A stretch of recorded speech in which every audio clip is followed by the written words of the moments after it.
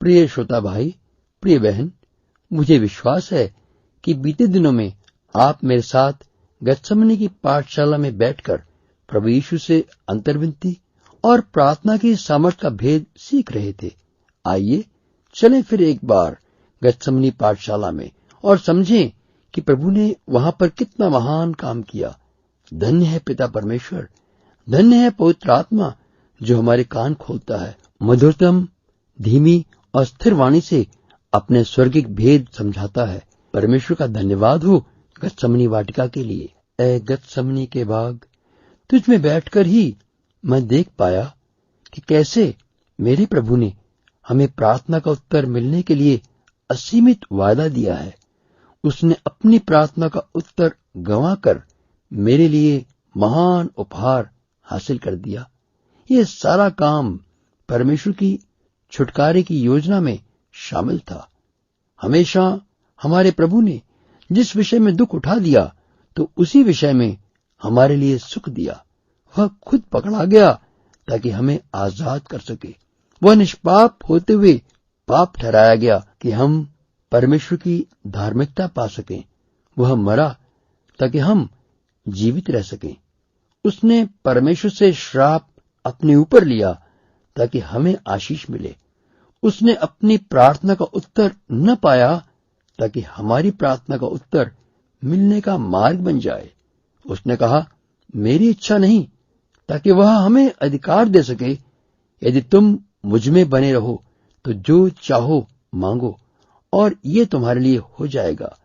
यदि तुम मुझ में बने रहो, यहाँ पर गत्समनी शब्द को नई सामर्थ और गहराई मिलती है। मसीह हमारा सिर है जो हमारी जगह खड़ा है, और जो कुछ हमने सदा के लिए सहना था वह सहता है। ये हमारी औकात थी कि परमेश्वर हमारी प्रार्थना सुनने से कान फेर ले और कभी भी हमारी कराहट को न सुने।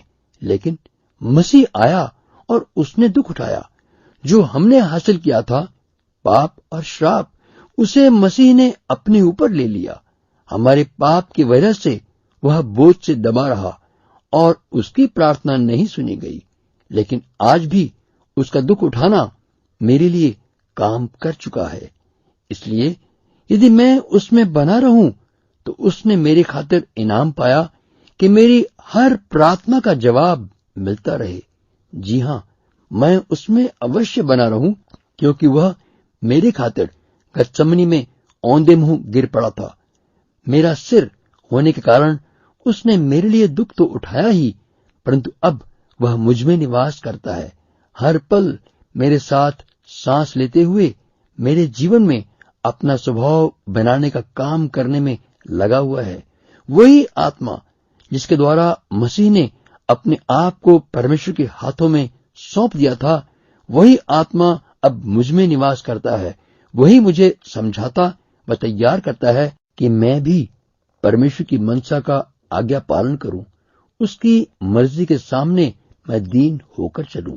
वही आत्मा मुझे परमेश्वर की इच्छा के सामने समर्पण करना सिखाता है कि मैं जीवन भर परमेश्वर की इच्छा के अधीन होकर चलूं, मरने तक वफादार रहूं।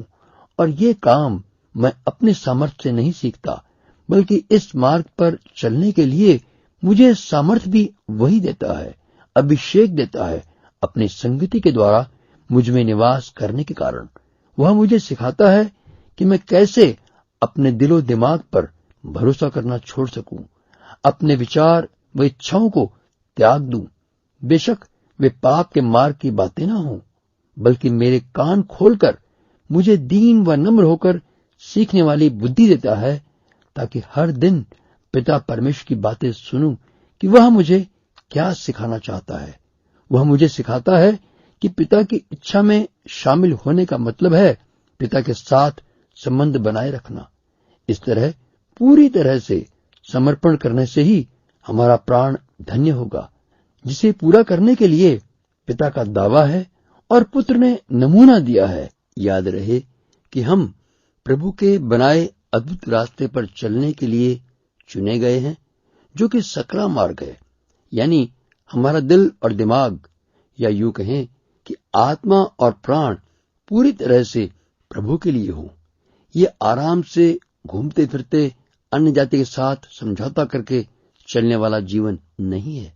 ऐसे तंग व कठिन मार्ग पर चलने के लिए यदि हम अपने को धन्य कहते रहें, क्लेशों के लिए भी मुस्कुराते रहें और धन्य स्तुति करते हुए चलने के लिए तैयार हों, तभी हम इस धन्य सेवा में सही रूप में शामिल होंगे कि परमेश्वर के भेजे हुए राजदूत के रूप में तथा लोगों के लिए याजक बनकर अंतर्विनती करने की सेवा की आशीष के भागी होंगे।